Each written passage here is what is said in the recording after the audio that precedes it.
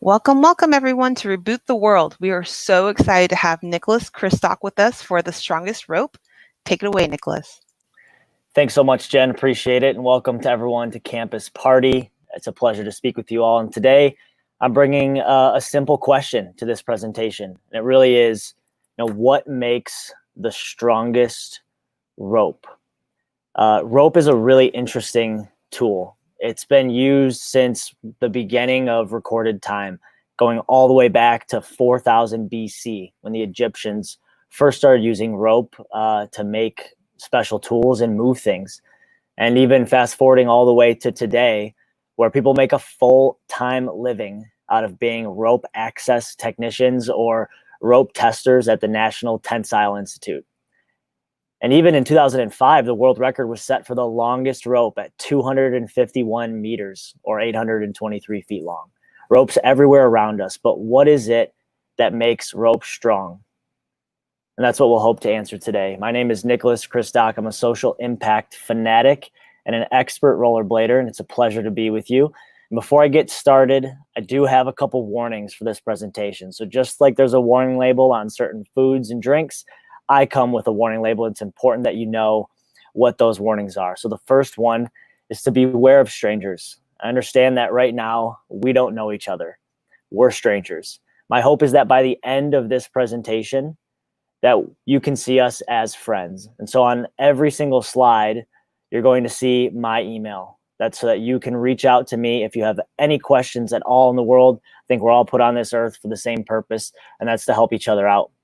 The second one is that at my heart, at my core, I am a storyteller. And so today I'm going to be sharing some of my life's stories with you and using those to illustrate some important points. So at the very least, if the points don't connect with you, I think you're going to enjoy the stories. The third is that you've seen a ton of presentations in your life, and you're going to see a ton more, even just today and throughout the rest of your life. And I know that the chances are so high that you will not remember this presentation. You won't remember my name, my face, the words on the screen. My only chance for you to remember the next couple minutes is if I can get you to feel something. And so that's going to be my goal today. And the fourth and final disclaimer is about Legos. So I know that a majority of us played with Legos when we were a kid, and maybe we still play with them today. And if you haven't played with Legos, I'd be willing to bet that you've seen Legos before. And so 100% of this audience have either played with or seen Legos. And I'd be willing to bet that after making something magical with Legos, you looked in the box and there was probably some of these left over. These are the two-prong Legos. And the reason that they're left over at the end of making something is because normally they just don't fit into what you're making. I know that of everyone watching this presentation today, I'm probably only going to connect with 2% of this audience. I'm a two-prong Lego, and if you're a two-prong Lego, then we're going to fit and we're going to vibe during this presentation. And if we're not, that's okay, because I'm here for you if you are one of those two-prong Legos. So I feel like we got to start at the beginning. Best place to start when talking about yourself and sharing who you are. So we'll go back to the very beginning when I first started my modeling career with Ray-Ban sunglasses. Great start to my childhood. Graduated up into some higher-end fashion apparel when I got into college. And really from there was where I started my journey in social impact. In 2010, I started my first nonprofit. It was called Gigs for Good. I was sitting around in my room with my roommates for a couple months at college, and we just kept saying, we want to change the world, we want to change the world, we want to change the world. Just we're talking about it and not doing it. So then we decided, okay, well, what do you do when you want to change the world? Well, obviously, you start a nonprofit, right? That's what everyone does who wants to change the world. So we filed the paperwork, sent it out to the state, and on the mission statement line, we wrote, our mission is to change the world. We are at an emotional high. We're so excited. A couple weeks later, we get this letter back from the state. We all huddle around, we open it, and on the piece of paper, it says, denied. You can't just start a nonprofit to change the world. You have to specify in something, but we didn't realize that. So we're reading this letter. We are dejected. We're super down. And at that time, my friend Kristen walks into the room and she says, hey guys, I don't know what you're doing, but it doesn't look like anything important. I need some help. I'm trying to go on a mission trip to Haiti, but I can't afford my $1,000 plane ticket. Can you help me out? I want to collect some cans. So we got our shoes on and we collected some cans for Kristen that weekend. We ended up collecting cans 5 weekends in a row. We collected 10,000 cans, gave Kristen $1,000 to go on her mission trip to Haiti, said, hey, we could do this. This could be our nonprofit. So that's when Gigs for Good was started, a nonprofit that just helped fund high school and college mission trips for students who wanted to serve in other areas of the world or country, just couldn't afford the transportation to get there. And for a while, a lot of people at college and in the area knew me as a soccer player. Played soccer for Oakland University in Rochester, Michigan, and had an amazing time. And soccer was very special to me, and it took me overseas to Australia, where I was able to play professionally for a couple of years. And just had an absolutely amazing time with the people that I met and the things that I got to experience while playing soccer overseas.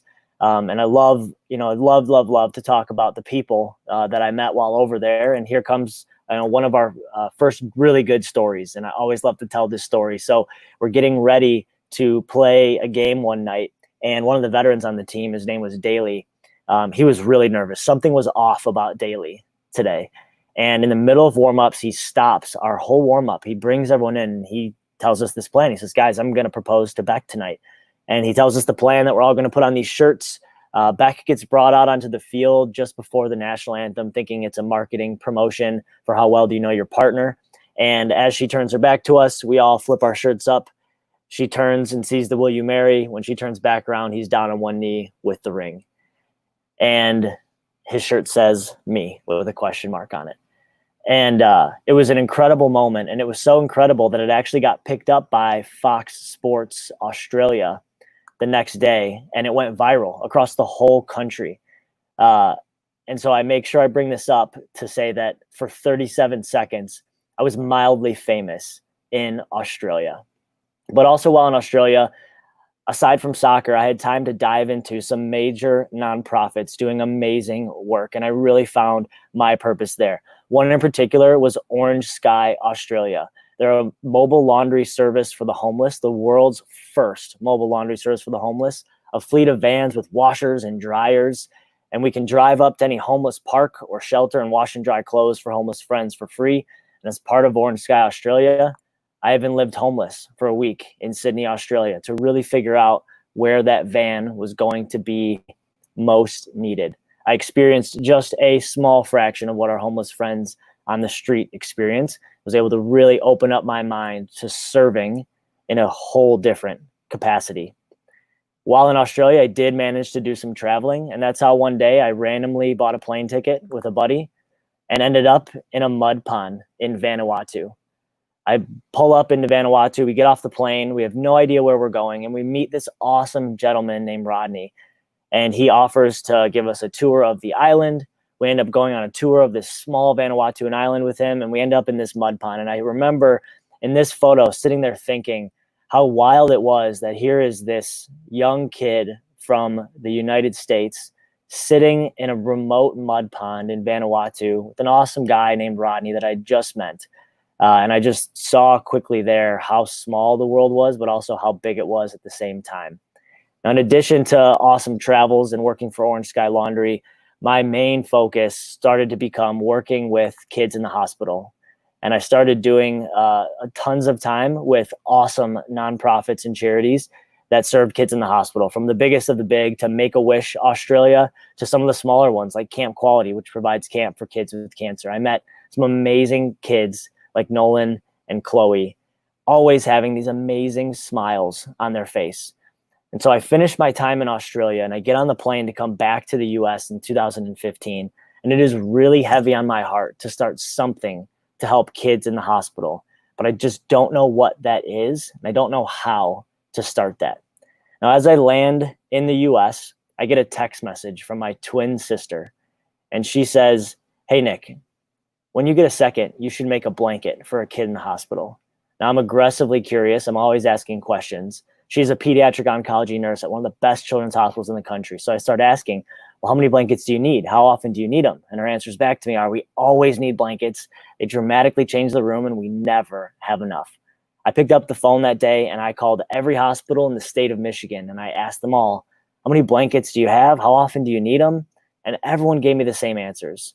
And it was then that it was really heavy on my heart and I knew that I could start this. I don't know what I'm supposed to do with my life, but I know that I could start a nonprofit that just figured out how many kids got sick every single year and made that many blankets so that every kid in the hospital got a blanket.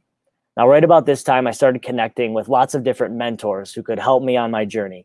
One man in particular, older gentleman named Jim, was someone who connected me, a friend of a friend, and I ended up meeting him at a restaurant early one morning.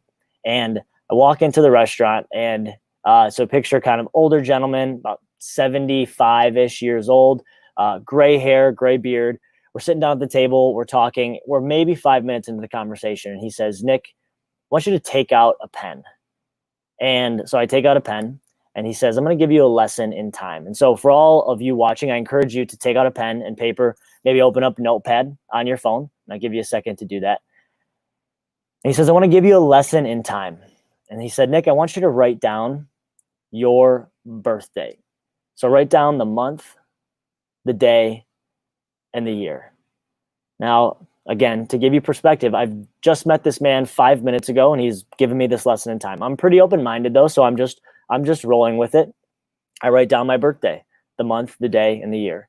And then he says, "All right, Nick, underneath that, I want you to write your birthday plus 79 years.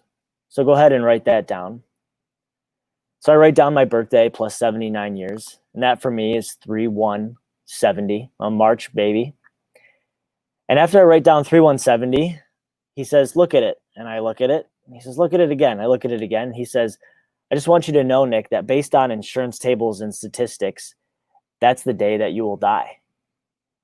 And I'm like, what the heck is going on? Dude, we've met like 7 minutes ago, and you're already talking to me about the day I'm going to die. Like, what is going on? And then he takes it even further, and he says, "And Nick, you know what? I know what my date is. And I actually have a clock at my house that's set backwards to count down from that date for me. And if I wasn't rattled enough, I am at the peak of being rattled now because I've just met this guy and he's telling me these crazy things. But after a couple minutes of conversation, it started to sink in, and he really hammered home the point of how precious the time that we have is. And no man or woman has an unlimited amount of time. We all have some final date. The most important thing is what we do with the time that we have while we have it. And from that meeting, connecting with tons of other mentors, I started Fleece and Thank You. And now most people know me as the blanket guy.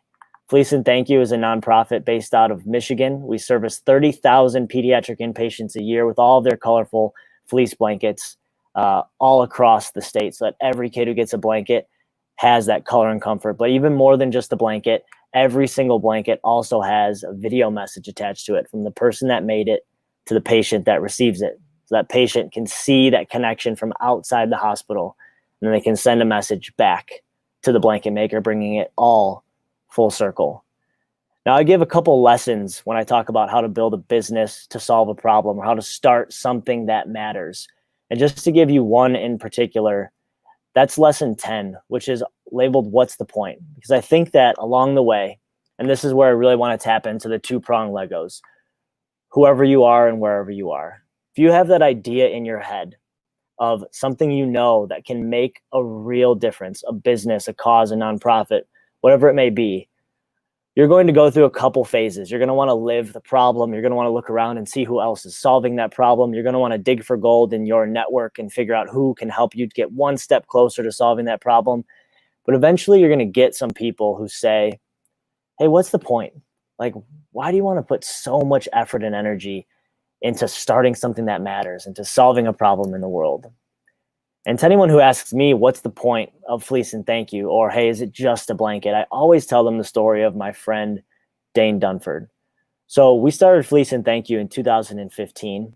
And in early 2016, we heard about Dane Dunford, a young boy from Liberty Center, Ohio, who had beaten osteosarcoma. Now his cancer was back, and this time it was terminal. Dane is 8 years old at this point, and it was going to be his last Valentine's Day. So we reached out to all of our supporters, and we asked them all to make a happy Valentine's Day video for Dane. not only did we get messages from Michigan, not only did we get messages from around the US, we got hundreds and hundreds of messages from around the world wishing Dane a happy Valentine's Day. We put all those messages together. We made him a Star Wars blanket. And I drove that blanket down to Liberty Center, Ohio, about 2.5 hours drive from where I live. We gave that blanket to Dane, got to meet his family. And most importantly, we got to show him those video messages from around the world made just for him. And he loved it. 2 months after this picture, I did have to drive back to Liberty Center, Ohio. Unfortunately, this time it was for Dane's funeral.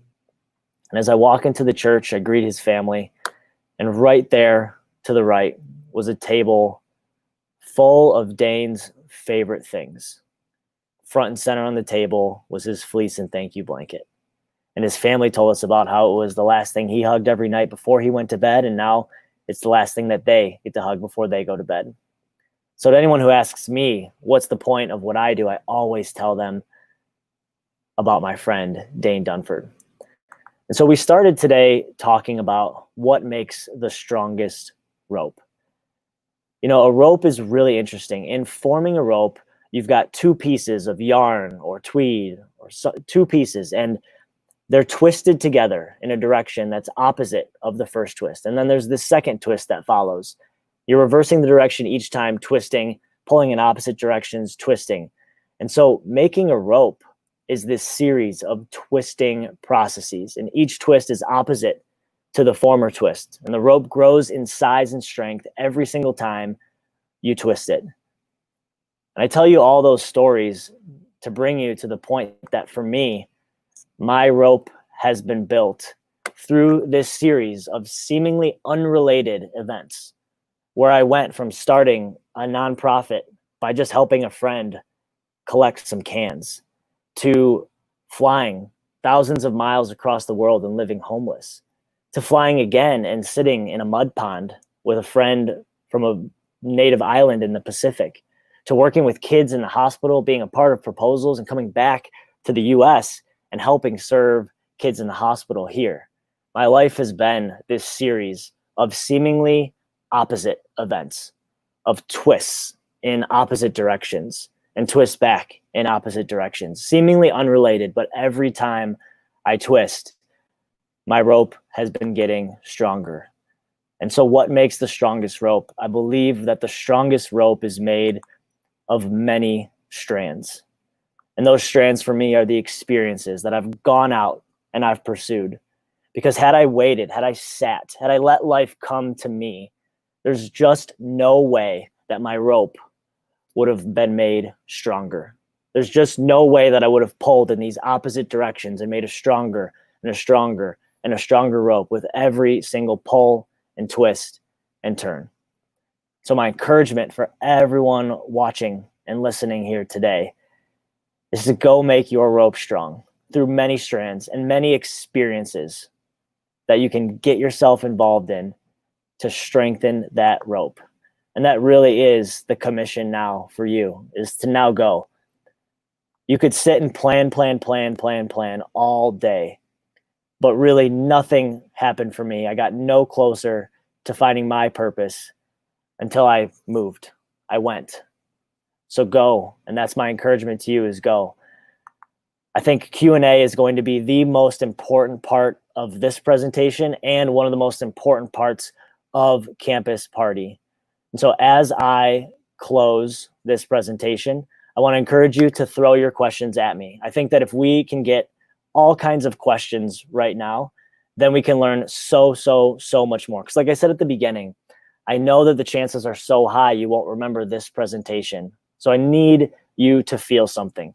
And so as we feel and as we remember, these questions are going to be so huge. And as we bring those questions in, a couple ways that you can connect with me. If you have any more questions, like I said, I'm always a resource. You can reach me by email, nicholas@kristock.com, or head to kristock.com and fill out the contact form, learn more about me.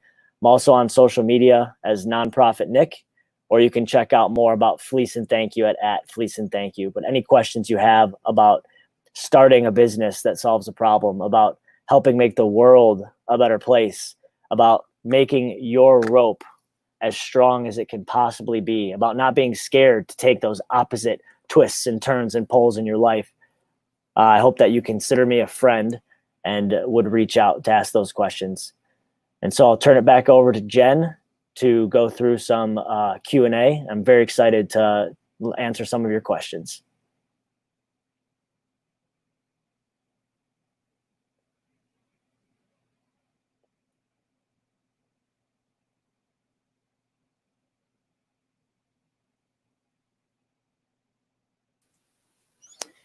Hey, Nicholas. So we do have some questions from our audience. The first one being, what should I do if I want to start a business that makes a difference, but I don't know where to begin?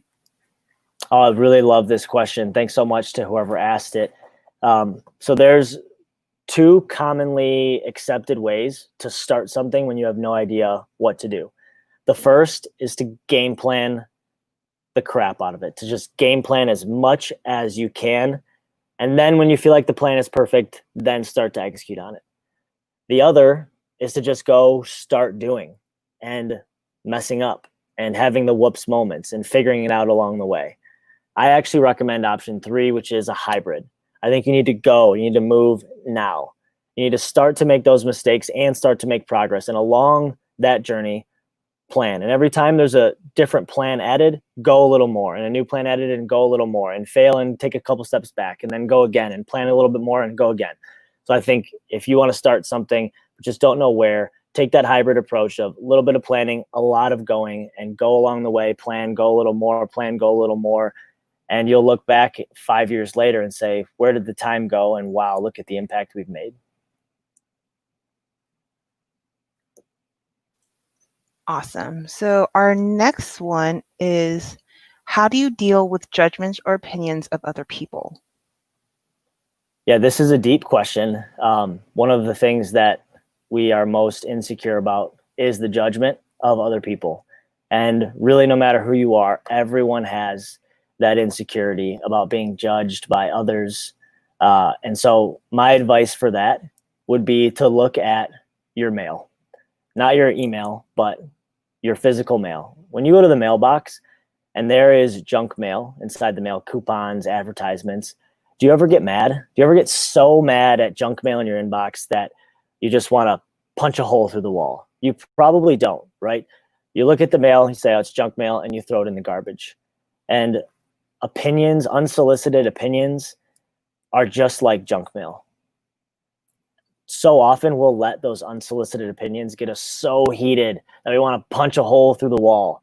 But honestly, if we just look at it like the junk mail in our mailbox, we'll save ourselves tons of stress, and we'll know exactly what to do with those opinions or thoughts or judgments, right? We just put them in the trash and we go on with our day, keep living our life the best that we can, and know that the junk mail is right where it needs to be, inside the trash. Great answer. So last question is, out of all your adventures, which one is the craziest? The wildest journey, craziest adventure would be when I lived in Australia, we wanted to go to the Australian outback, right? Everyone's heard about the outback, kangaroos, red dirt. You've got all these visions from movies, Crocodile Dundee style. We just wanted to go experience it. So just picked up the phone and started calling cattle stations inside the outback. No answer. Finally, this one cattle station, Mount Morris cattle station, answers the phone, and I say, hey, this is Nick. I've got a couple buddies. We've got a Swedish guy, another American guy, and we want to come work on your cattle station for a week. We don't need any pay. We just need a roof over our head. And on the other end of the phone, the lady said, I've never gotten this call before, but let's do it. I like it.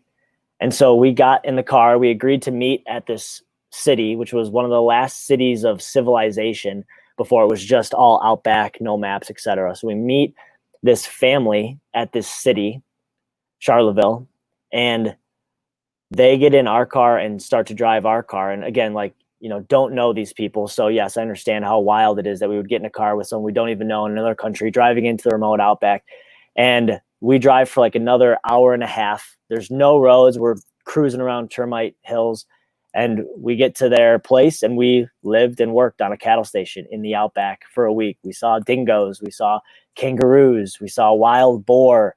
Oh my gosh, incredible, incredible experience, and truly one that was a massively opposite pull of my rope. But I'm so much better for having taken that adventure. So thanks for asking that question. That sounds super fun. So that's all the questions that we have. So thank you so much, Nicholas, for your wonderful presentation and your wonderful speech. So we just do a shout out to our sponsors, and then we're all done. Awesome. Thank you, Jen.